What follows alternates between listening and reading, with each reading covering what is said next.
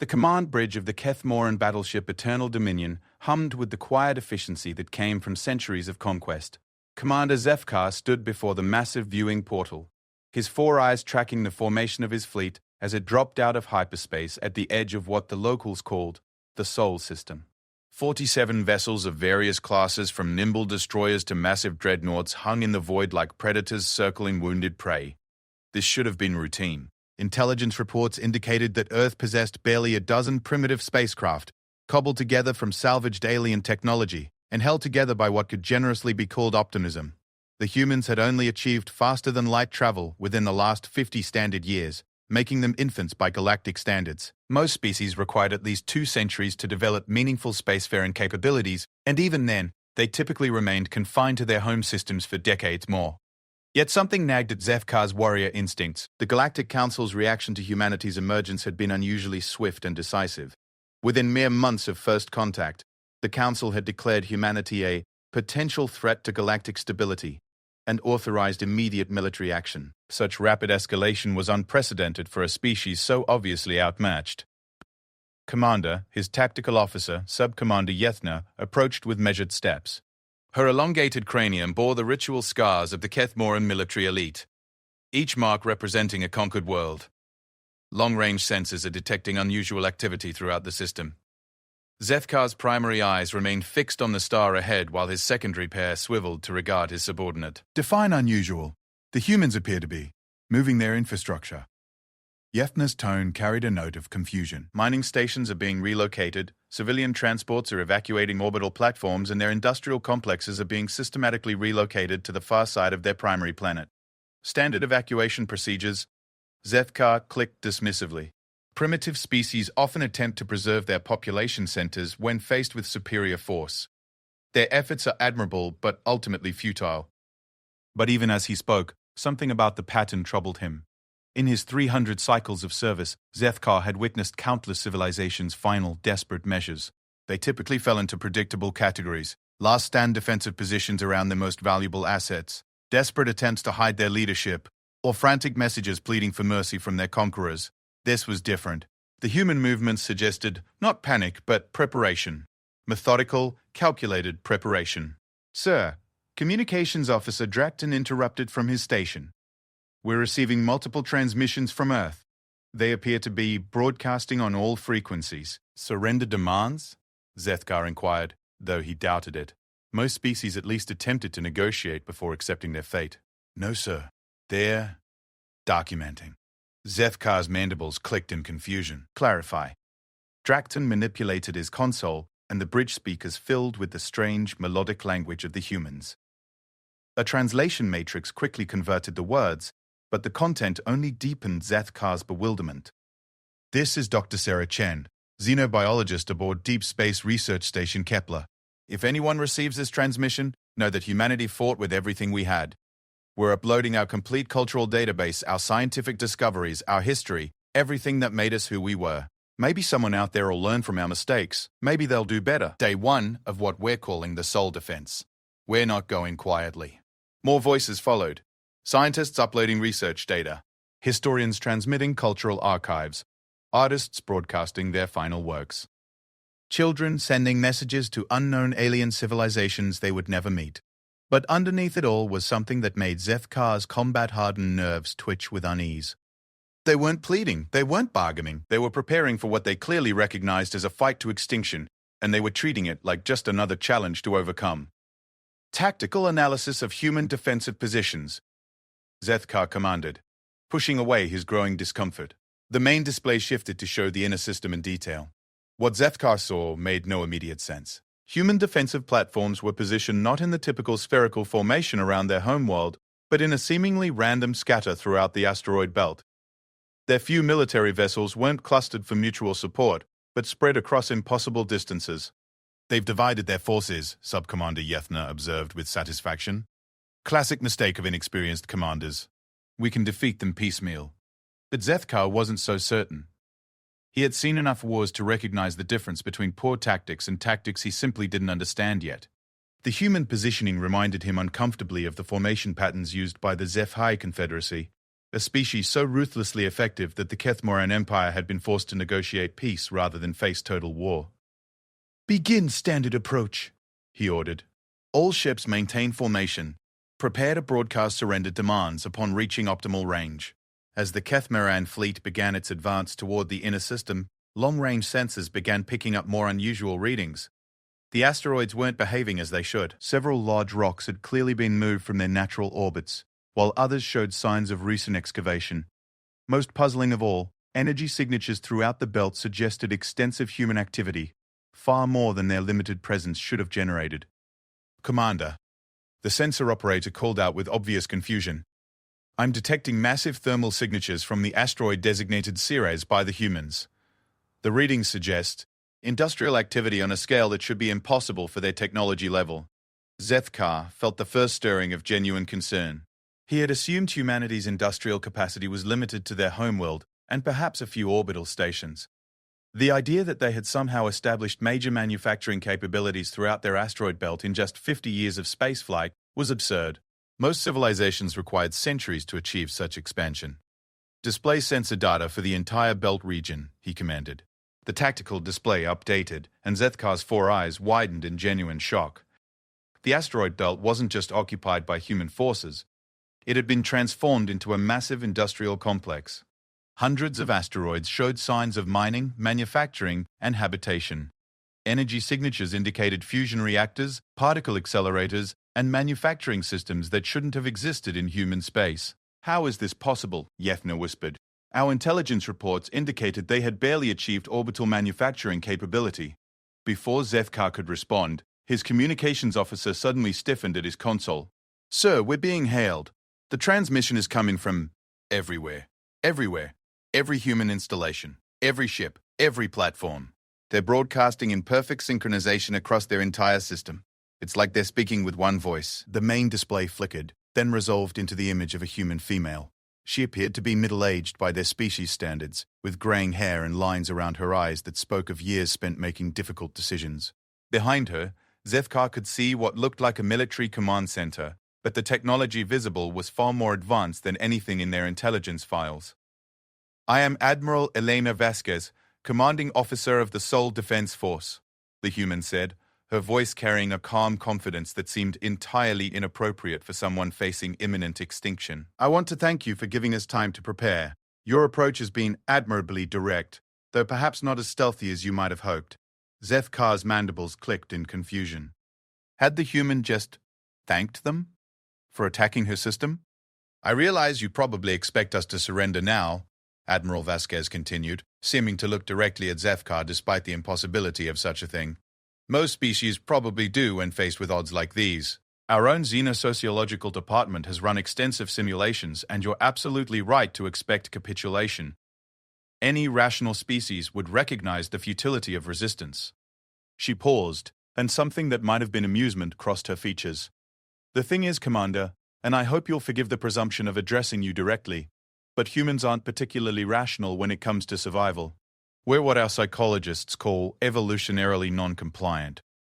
Zethkar found himself leaning forward despite his better judgment. The human's casual tone was deeply unsettling, like a prey animal discussing the weather with its predator. "You see," Vasquez continued, "most species evolve on worlds that are relatively stable, predictable climates, manageable natural disasters, environmental challenges that can be solved through intelligence and cooperation. Earth wasn't like that. Earth tried to kill us approximately every 100,000 years or so. Ice ages, supervolcano eruptions, asteroid impacts, magnetic pole reversals, you name it. We're the descendants of the survivors who looked at extinction-level events and said, 'Not today.'" The Admiral gestured, and the display behind her showed images that made Zethkar's combat-trained mind recoil. Humans fighting massive predators with nothing but sharpened sticks. Humans crossing frozen wastelands during planetary ice ages. Humans rebuilding civilization after volcanic winters that should have ended all complex life. "The point is," Vasquez said, her tone becoming almost conversational, "we've been preparing for this conversation for a very long time. Not specifically with the Kethmoran Empire, of course, but with someone like you. We always knew that eventually we'd meet a species that viewed us as nothing more than another primitive world to conquer." Zethkar finally found his voice. "You face annihilation, Human, your bravado is admirable but ultimately meaningless against the power of our fleet. Admiral Vasquez smiled, and the expression sent an inexplicable chill down Zethkar's spine. That's where you're wrong, Commander. We don't face annihilation. We face Tuesday. Tuesday? It's what we call the day between Monday and Wednesday. The point is, Commander Zethkar, that for humanity, facing extinction isn't a crisis. It's a recurring appointment we've been keeping for 3 million years, and we've gotten very, very good at surviving our appointments. The transmission ended, leaving the bridge of the Eternal Dominion in stunned silence. Around them, the rest of the Kethmoran fleet continued its approach toward the inner system, unaware that their commander had just experienced something that would haunt his dreams for cycles to come. The humans weren't afraid of them. They were treating a genocidal invasion fleet like a scheduling inconvenience. And somehow, that was the most terrifying thing Zethkar had ever encountered in 3 centuries of warfare. The Kethmoran fleet had advanced for 6 standard hours since Admiral Vasquez's unsettling transmission, and with each passing moment, Zethkar's certainty about this engagement eroded further. His tactical displays showed increasingly impossible readings from human positions throughout the Sol system. What had initially appeared to be scattered defensive positions now revealed themselves as something far more sophisticated and disturbing. Commander. Sub-Commander Yethna approached with visible agitation.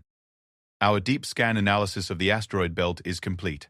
The results are unprecedented. Zethkar's 4 eyes focused on his subordinate with predatory intensity. Explain. Sir, the humans have essentially converted their entire asteroid belt into a distributed weapons platform. We're detecting manufacturing facilities, fusion reactors, magnetic accelerators, and what appear to be prototype weapon systems embedded throughout hundreds of individual asteroids. The energy signatures alone suggest industrial capacity equivalent to a Type II civilization. That was impossible. Type II civilizations required millennia to develop, with industrial capabilities spanning multiple star systems. Humanity had barely achieved interstellar flight within the last 50 standard years, making them barely Type I by galactic classification standards. You're suggesting these primitives have somehow achieved in decades what requires most species centuries to accomplish. That's just it, sir. Our xenoarchaeological databases indicate that human industrial development didn't follow standard patterns.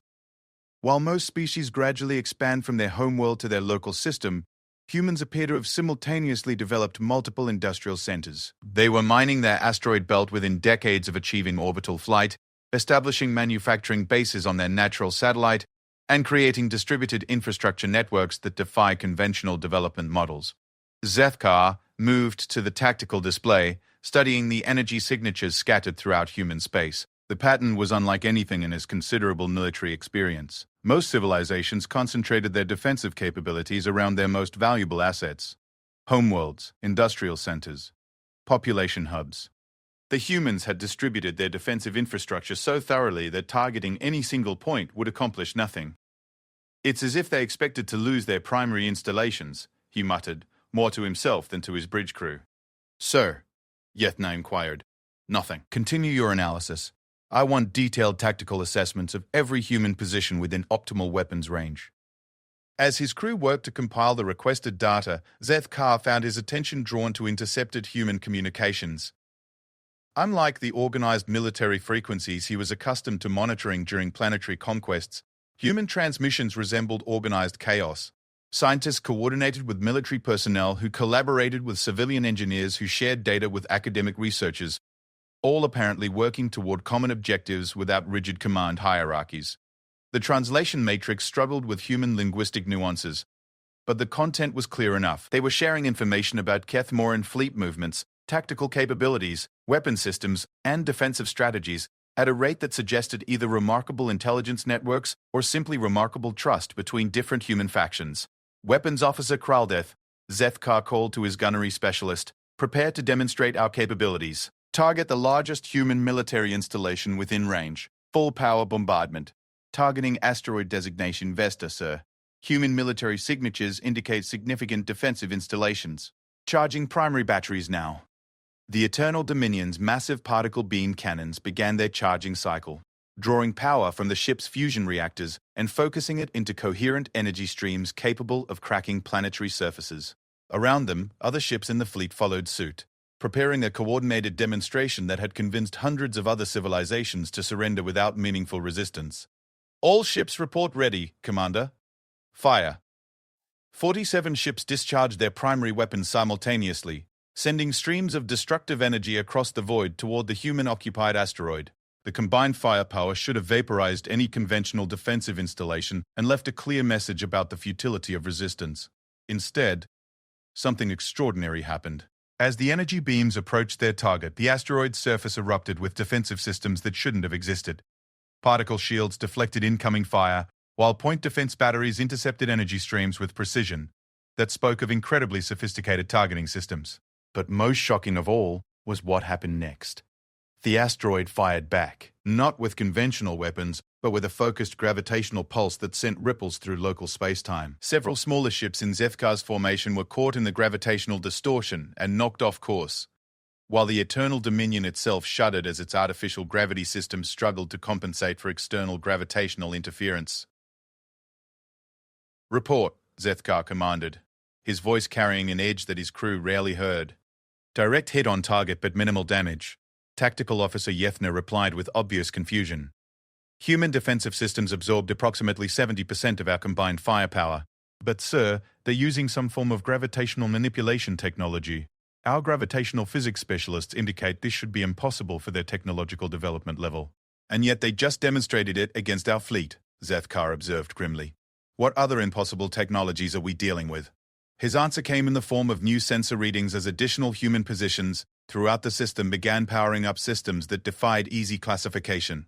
Quantum entanglement communicators provided instantaneous coordination across impossible distances. Plasma containment systems created localized fusion reactions in open space.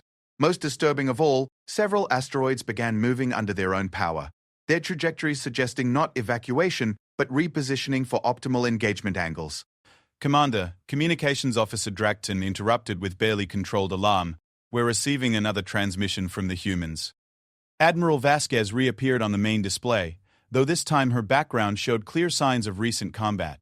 Technicians moved purposefully behind her, while status boards displayed information in the flowing script of human languages. Despite the obvious military action occurring around her, the Admiral appeared almost relaxed. "Thank you for the demonstration, Commander Zethkar," she said, again addressing him directly in a manner that suggested uncomfortably detailed intelligence about his fleet. "Your weapons are quite impressive. Particle beam technology with coherent energy streams reaching approximately 4.7 terawatts per battery. Very efficient for mobile platforms." How could they have analyzed his weapons so quickly? Even with advanced sensors, detailed energy signature analysis should have required hours or days of data compilation. "Of course," Vasquez continued, "we should probably mention that we've been monitoring Kethmoran military technology for several decades now. Your empire has been quite active in this galactic region, and we make it a point to study our neighbors thoroughly, particularly the ones with aggressive expansion policies." Several decades? That was impossible. Humanity had only achieved interstellar flight 50 standard years ago, and the Kethmarine Empire maintained strict security protocols around their military technology. "You're probably wondering how we could have studied your technology for decades when we've only recently achieved faster-than-light travel," the Admiral continued with that unsettling intuitive accuracy. "The answer is that we've been expecting visitors like you for quite some time. When a species achieves interstellar flight, one of the first things they typically do is survey their local galactic neighborhood to identify potential threats and opportunities. What we found was educational." The display behind her shifted to show detailed schematics of Kethmoran ships, weapon systems, defensive capabilities, and tactical doctrines. The level of detail was remarkable, but more disturbing was the clear evidence of extensive analysis and counterplanning. "We've observed approximately 47 separate military engagements involving Kethmoran forces over the past 30 years, Vasquez explained.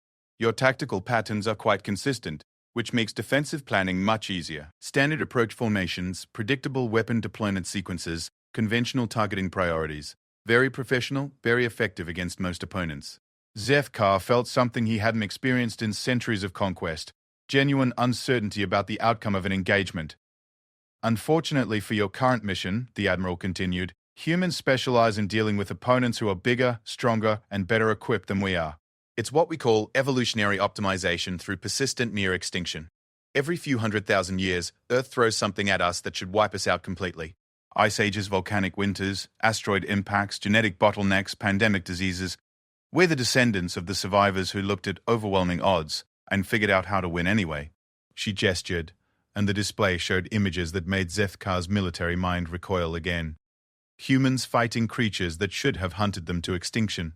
Humans surviving climatic changes that should have ended their civilization. Humans rebuilding from disasters that should have left their planet lifeless. The point is, Commander, that facing extinction isn't new for us. It's our baseline. What's new is facing extinction with advanced technology, orbital infrastructure, and several decades to prepare for exactly this scenario. The transmission paused, and Admiral Vasquez seemed to be reading something off-screen. When she looked back at the camera, her expression had shifted to something that looked almost like sympathy. I want you to understand something, Zethkar. We don't hate the Kethmoran Empire. You're doing what your species has done successfully for centuries, following patterns that have worked against hundreds of other civilizations. You have no reason to expect this engagement to be different from any other conquest. She leaned forward, and her voice took on a tone that somehow conveyed both respect and absolute determination. But humans don't surrender, Commander. We don't negotiate for mercy, and we don't accept defeat. When faced with extinction, we adapt, we improvise, and we keep fighting until either we win or there's literally nobody left to fight. It's not courage or honor or nobility. It's just who we are. The Admiral straightened, and her professional demeanor returned. So I'm going to give you the same choice we would want if our positions were reversed. You can withdraw your fleet now, return to Kethmoran space, and report that humanity is perhaps not worth the cost of conquest. No shame in tactical retreat when facing unknown variables. She paused, and that disturbing smile returned. Or you can continue your advance and discover exactly what humans mean when we say we specialize in surviving extinction. The transmission ended, leaving the bridge of the Eternal Dominion in tense silence. Around them, the Kethmoran fleet continued its approach toward the inner system, but for the first time in 3 centuries of military service, Zethkar found himself questioning whether advancing deeper into enemy territory was the wisest course of action. The humans had just politely offered them an opportunity to retreat, and somehow that gesture felt more ominous than any threat could have been.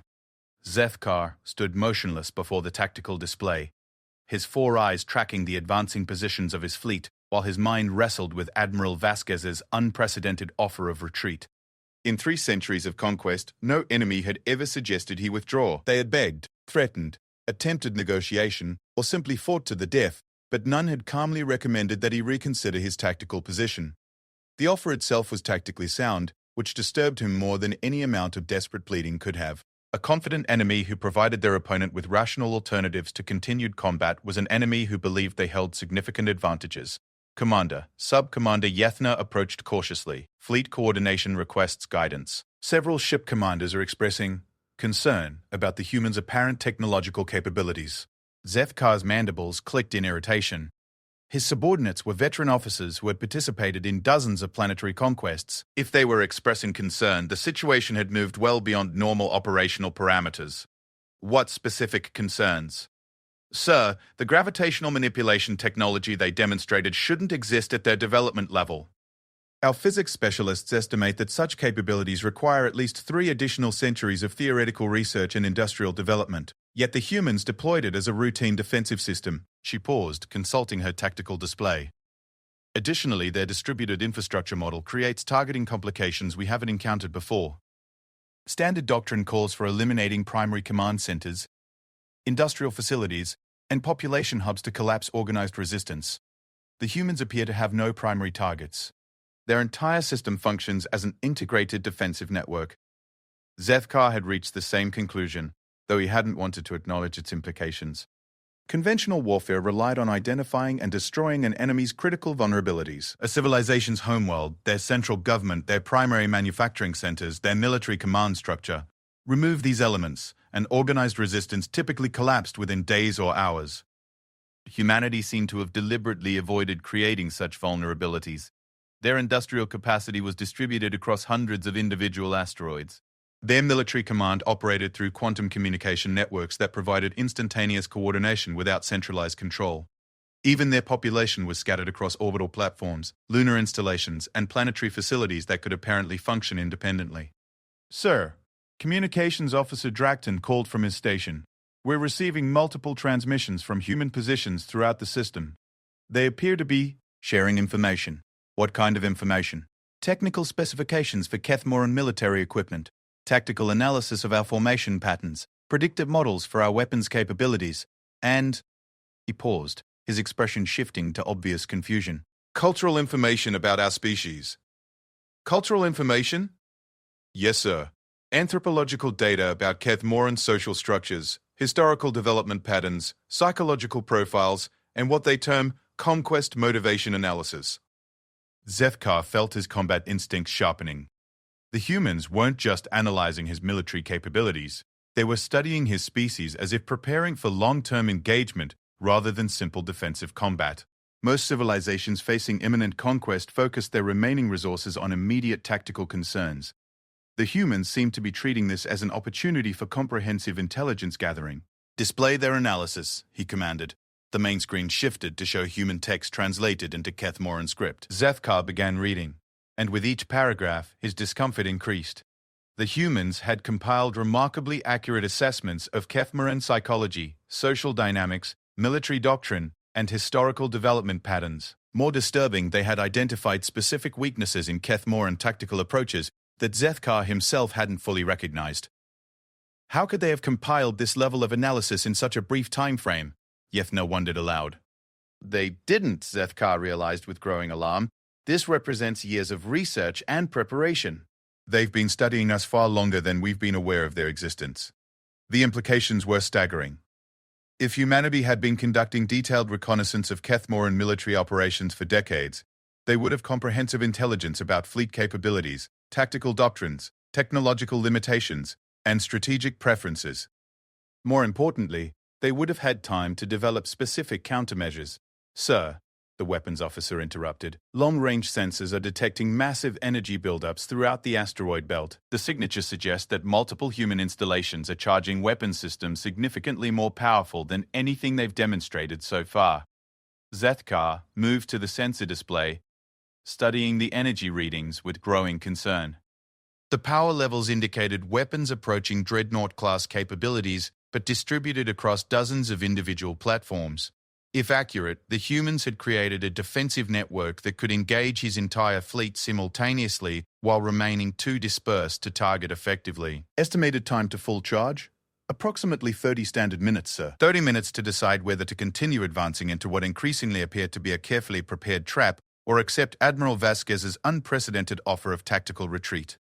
Zethkar's military training insisted that retreat without engagement was unacceptable, but his survival instincts were beginning to override conventional doctrine. Commander, Dracton called urgently. Incoming priority transmission from Human Command.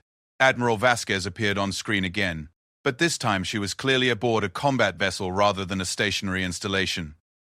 Behind her, Zethkar could see human crew members coordinating what appeared to be massive logistical operations. The scale of activity suggested mobilization on a planetary level. Commander Zethkar, she began, her tone remaining conversational despite the obvious military preparations surrounding her. I realize you're facing a difficult decision. Your tactical training indicates that withdrawal without engagement represents failure, while your survival instincts are probably suggesting that this situation has moved beyond normal operational parameters. Once again, her intuitive understanding of his mental state was deeply unsettling. Either the humans had developed remarkable psychological analysis capabilities, or their study of Kethmoran behavior patterns was even more comprehensive than he had realized. I want to show you something that might help clarify your options, the Admiral continued. What you're looking at behind me isn't just a military command center, it's a mobile asteroid base. One of 47 we've positioned throughout the outer system. Mobile asteroid bases? The idea was theoretically possible, but would require gravitational manipulation technology far beyond what any known civilization had achieved. The energy requirements alone would be staggering, requiring fusion reactors of unprecedented efficiency. Each base is fully self-sufficient and capable of independent operation for several decades if necessary, Vasquez explained.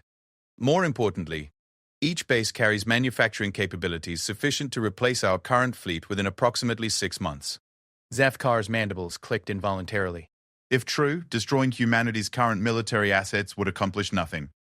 They could simply rebuild faster than his fleet could hunt down their distributed manufacturing centers. But here's what I really want you to understand, Commander. Those 47 mobile bases represent approximately 12% of our current industrial capacity. The rest is distributed across installations throughout this system and several others. Several others? Humanity was supposed to be confined to their home system. Intelligence reports had been emphatic about their limited expansion capabilities. We've been colonizing nearby star systems for the past 20 years, the Admiral continued, again responding to his unspoken questions with disturbing accuracy. Nothing obvious, just small research stations and industrial outposts. But each installation includes complete manufacturing capabilities and defensive systems. If you somehow managed to destroy everything in the Sol system, our expansion colonies would simply continue the fight from their positions. She gestured, and the display behind her showed a three-dimensional map of local space, with human installations marked throughout a dozen star systems.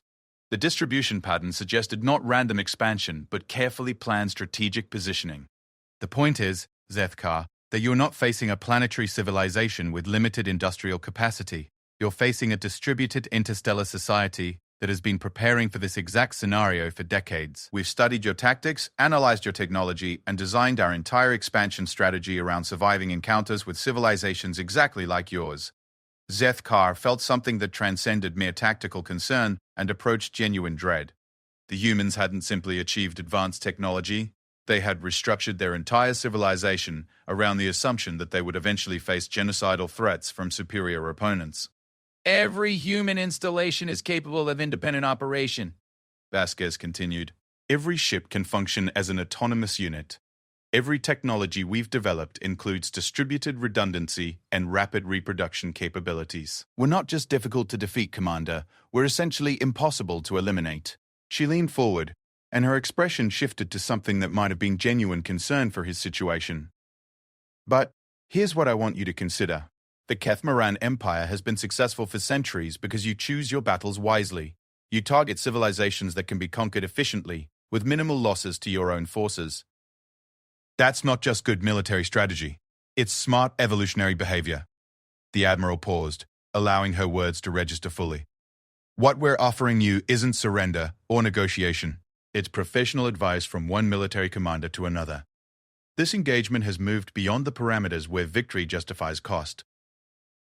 You're facing an opponent who views extinction as a routine operational challenge and has spent decades preparing specifically for confrontations with technologically superior adversaries.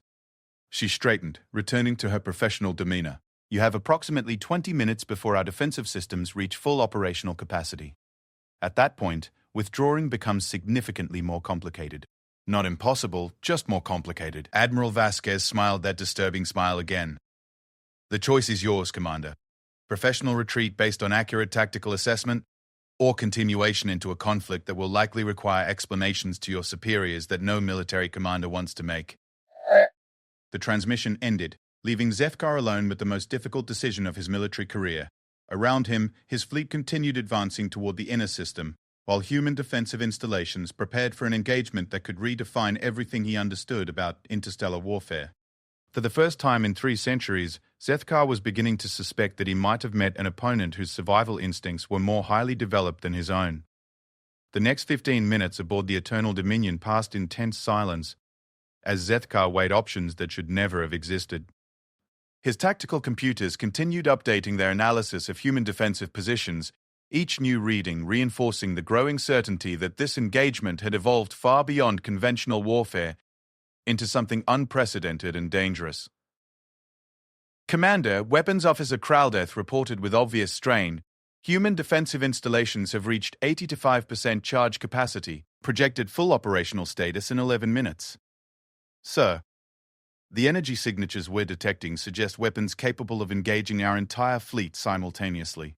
Zethkar studied the tactical display, his military mind automatically calculating engagement scenarios, while his survival instincts screamed warnings that he had never learned to ignore.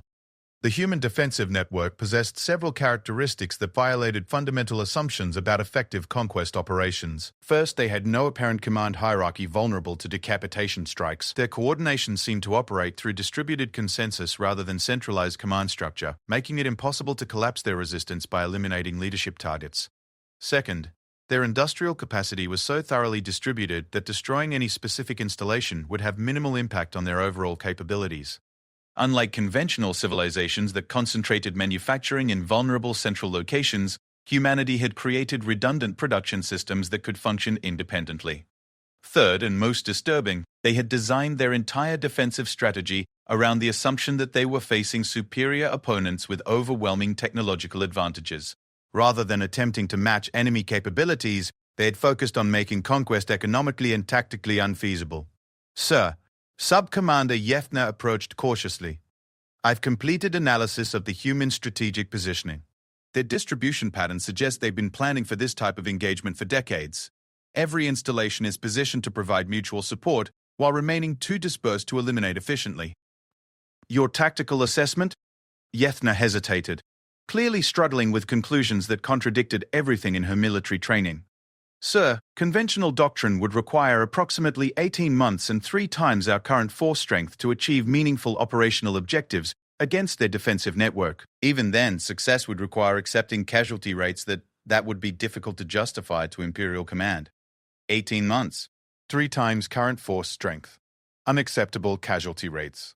Zethkar had never encountered a strategic situation that generated such projections against what should have been a primitive opponent. And that assumes they don't continue expanding their defensive capabilities during the engagement period, Yevna added reluctantly. Before Zethkar could respond, his communications officer suddenly straightened at his station with obvious alarm. Sir, we're receiving priority transmissions from multiple sources. The humans appear to be demonstrating something. The main display shifted to show feeds from throughout the Sol system, all broadcast simultaneously across every frequency the humans possessed. What Zethkar saw made his 4 eyes widen in genuine shock. Throughout the asteroid belt, human installations were revealing capabilities that had been completely hidden during their earlier intelligence gathering. Asteroids that had appeared to be simple mining operations suddenly deployed massive weapons arrays. Manufacturing platforms that had registered as basic industrial facilities revealed themselves as shipyards capable of producing vessels equivalent to Kethmoran destroyers. Most stunning of all, several of the larger asteroids began moving under their own power, their trajectories clearly controlled by sophisticated propulsion systems that somehow provided acceleration without visible thrust mechanisms. Gravitational drive technology, breathed his physics specialist from across the bridge. They're manipulating local space-time to achieve propulsion. Commander, the energy requirements for that level of gravitational control should require the entire output of their home star. And yet they're demonstrating it routinely across dozens of installations, Zethkar observed grimly. The display expanded to show the outer system, where human activity had apparently been far more extensive than any intelligence report had suggested. Massive construction projects orbited the gas giants, while industrial complexes in the outer asteroid belt revealed themselves to be ship manufacturing facilities of unprecedented scale. How many ships are they building? He asked, though he dreaded the answer. Current production appears to be approximately 40 vessels of various classes per standard day, Tactical Officer Yevna replied with obvious disbelief. Sir, that production rate exceeds the combined manufacturing capacity of most established interstellar civilizations. 40 ships per day. If accurate, humanity could replace their current fleet within weeks while simultaneously expanding their overall military capacity. The strategic implications were staggering. Sir, Communications Officer Dracton interrupted urgently. Incoming transmission from Admiral Vasquez. She's requesting direct communication. The human admiral appeared on screen one final time, and Zethkar noticed immediately that her background had changed again. Behind her, massive construction bays revealed themselves as they assembled what appeared to be capital ships equivalent to Kethmoran battlecruisers. Commander Zethkar, she began, her tone carrying a note of finality, I hope our demonstration has clarified the tactical situation. What you've seen represents approximately 15% of our current military-industrial capacity. 15%. If the humans were only revealing a fraction of their actual capabilities, the Kethmoran fleet wasn't just facing defeat, they were confronting an opponent who could absorb total fleet destruction and continue fighting without meaningful degradation of their overall military strength. I want you to understand that we're not trying to intimidate you, Vasquez continued. Intimidation requires fear, and species that specialize in surviving extinction don't typically intimidate easily. We're simply providing accurate information so you can make informed decisions. She gestured, and the display behind her shifted to show detailed analysis of the Kethmoran fleet's tactical situation. Every ship position, every weapon's capability, Every potential strategic option was laid out with precision that suggested comprehensive real-time intelligence gathering. Your fleet represents significant military assets that required decades to build and train, the Admiral observed. Losing them in an engagement that cannot achieve strategic objectives would be wasteful. And humans hate waste almost as much as we hate extinction. Zethkar found himself focusing on that phrase. Hate extinction. Not fear extinction, hate it. The distinction suggested a psychological relationship with survival that transcended normal self-preservation instincts. Commander, Vasquez continued, I'm going to share something with you that might help explain why we're offering you alternatives to continued combat. 37 years ago, we encountered another species that attempted to conquer our system, the Veltar hegemony. Perhaps you know of them? Zethkar's mandibles clicked in surprise. The Veltar had been a significant regional power, controlling dozens of star systems and possessing military technology superior to even Kethmaran capabilities. Past tense, because the Veltar hegemony had mysteriously ceased all interstellar activity approximately 35 years ago.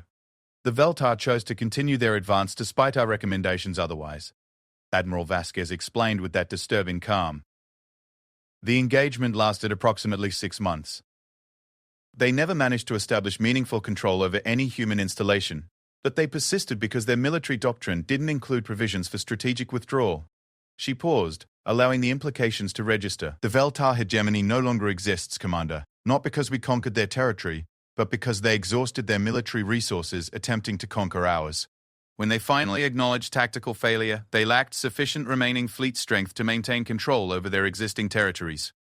Within 2 years, former Veltar colonies had declared independence, and their core worlds had fragmented into competing factions.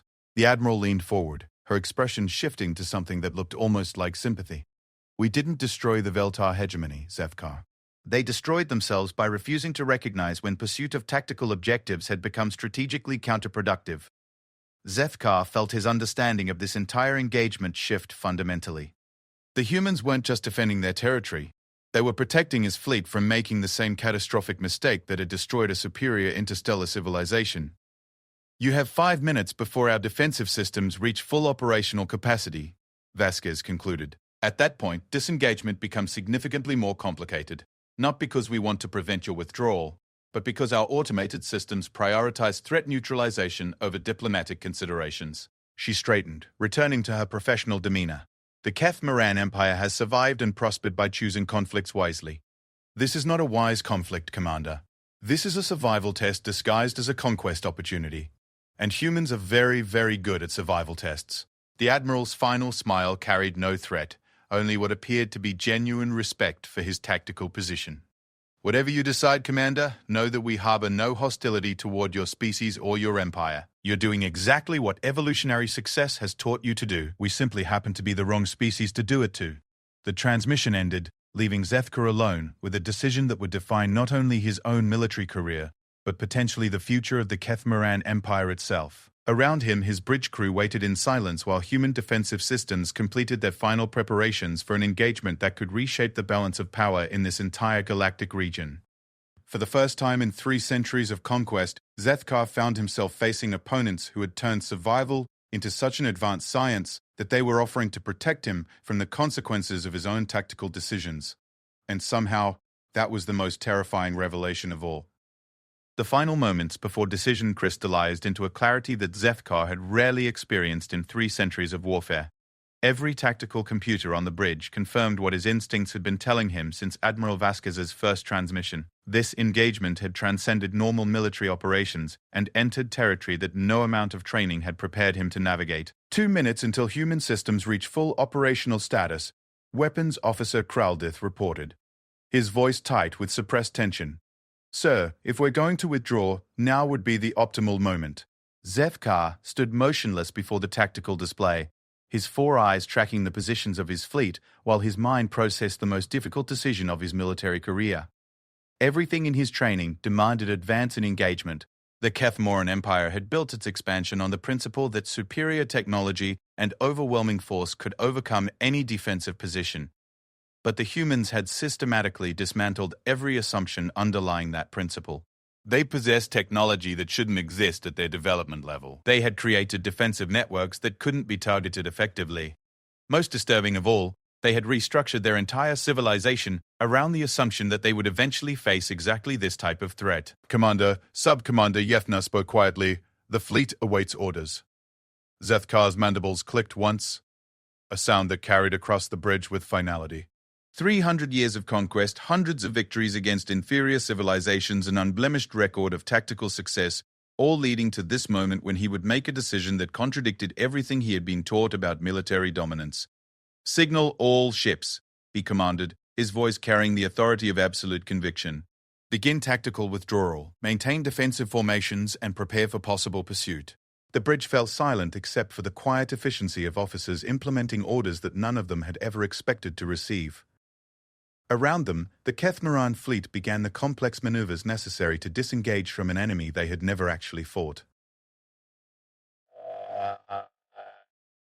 "Sir," Communications Officer Drakton reported with obvious relief. "Human defensive systems are powering down to standby levels. No indication of pursuit or aggressive intent." That simple act of restraint spoke volumes about human tactical sophistication. They could have used the fleet's withdrawal as an opportunity to inflict casualties and demonstrate their weapons capabilities. Instead, they were allowing the Kethmoran forces to disengage cleanly, preserving the possibility of future diplomatic contact. "Incoming transmission from Admiral Vasquez," Drakton announced. The human admiral appeared on screen one final time, and Zethkar was struck by the genuine respect in her expression. Behind her, the massive construction facilities continued their work, but the frenetic military preparations had settled into routine operations. "Commander Zethkar," she began, "on behalf of humanity, I want to thank you for your tactical wisdom. Professional military commanders who can reassess situations and adapt their strategies based on new information are rare and valuable." She paused, and her tone shifted to something more personal. "I also want you to know that your decision likely saved hundreds of thousands of lives on both sides. We were prepared to fight, but fighting is always costly, even when you're confident about the outcome." Zethkar found his voice despite the surreal nature of receiving congratulations from an enemy commander.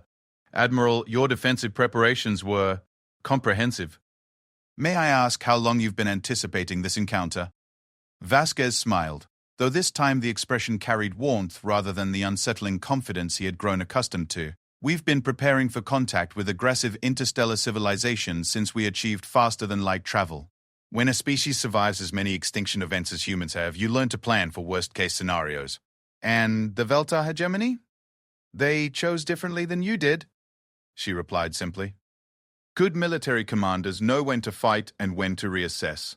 Great military commanders know that strategic wisdom sometimes requires tactical restraint." The Admiral gestured, and the display behind her shifted to show star charts of the local galactic region. "Commander, if you're interested, we'd like to propose something unprecedented. Human xenosociologists have identified several species in this region that pose genuine threats to galactic stability. Civilizations that practice systematic genocide, engage in biological warfare, or seek to eliminate all competitive intelligence." Zethkar leaned forward despite himself. The possibility that humanity might propose cooperative engagement against mutual threats had never occurred to him. "The Kethmaran Empire expands through conquest, but you maintain the civilizations you absorb," Vasquez continued. "You're aggressive, but not genocidal. You seek dominance, not extermination. From a human perspective, that makes you potentially valuable allies against species that threaten all intelligent life." She straightened, returning to her professional demeanor. "We'd like to invite Kethmaran representatives to establish diplomatic relations. Not submission or alliance, but communication between civilizations that might benefit from mutual cooperation against common threats." The idea was so unprecedented that Zethkar struggled to process its implications. Humanity had just demonstrated the capacity to destroy his fleet, then offered to protect him from that destruction, and was now proposing cooperative engagement against mutual enemies. Why, he asked, the question emerging before his diplomatic training could formulate a more sophisticated response. Admiral Vasquez's smile returned, and this time it carried something that looked almost like affection. "Because humans don't just specialize in survival, Commander. We specialize in making sure that all the species we respect get to survive too." She leaned forward, her expression becoming serious. "The galaxy is full of civilizations that view intelligence as competition to be eliminated rather than diversity to be preserved. When humans encounter species that appreciate the value of intelligent life, even when we disagree about territorial expansion policies, we prefer cooperation to conflict. The Admiral paused, allowing her words to register fully. Besides, any species wise enough to recognize when tactical withdrawal serves strategic interests is a species we'd rather have as neighbors than as enemies. Before Zethkar could respond, she continued, "We're transmitting coordinates for a diplomatic facility we've established in neutral space. If Kethmoran leadership decides that formal relations might benefit both our civilizations, we'd welcome the opportunity for extended discussion." The transmission included detailed information about the proposed diplomatic facility, along with comprehensive data about other threats in the local galactic region that had caught human attention. The intelligence was remarkably thorough and suggested that humanity had been conducting far more extensive reconnaissance than anyone had suspected.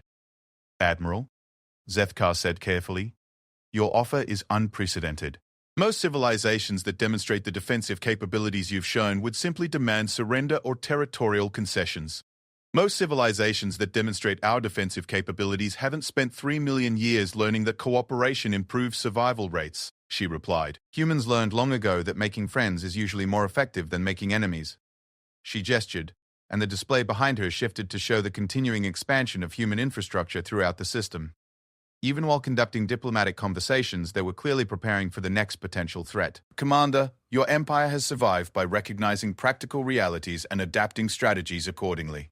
We respect that approach, and we think there's substantial potential for mutually beneficial cooperation." Admiral Vasquez leaned back and her expression became almost conversational.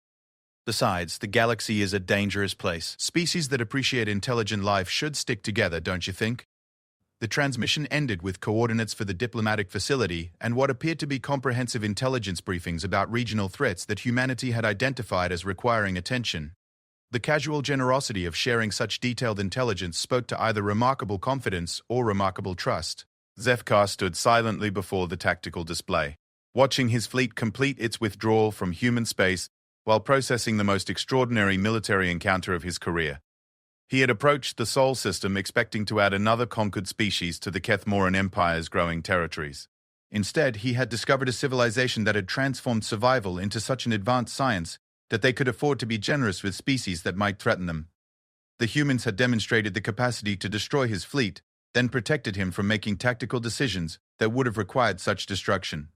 Most remarkably, they had then offered partnership against mutual threats, treating his empire not as a defeated enemy, but as a potential ally whose tactical wisdom they respected.